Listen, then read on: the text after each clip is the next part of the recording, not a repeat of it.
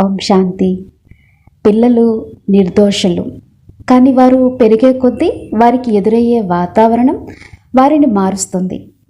వారు పెరిగే వాతావరణం ప్రతికూలంగా ఉంటే వారు చిన్న చిన్న విషయాలకే చిరాకు పడడం మొదలు పెడతారు. తర్వాత వారు ఇలా అనుకుంటారు, గతంలో నాకు ఇంత కోపమే లేదు, అసలు నాకు ఎప్పుడు కోపమే రాకపోయేది, కానీ ఇప్పుడు ఎందుకు ఇంత కోపం వస్తుంది? ఆ ప్రతికూల ఆలోచనల నుండి బయటపడడం చాలా కష్టం, మరి ఎంతో శ్రమతో కూడుకున్నది. అందుకే మన చిత్తవృత్తులని బాటలో నడిపించాలి. ఏ బాటలో నడిపించాలో ముందే నిర్ణయించుకోవాలి. అది ప్రతికూలమా లేక సానుకూలమా? సానుకూల ఆలోచనల్లో సంతోషం, ఆనందం, ప్రేమ వంటివి ఉంటాయి.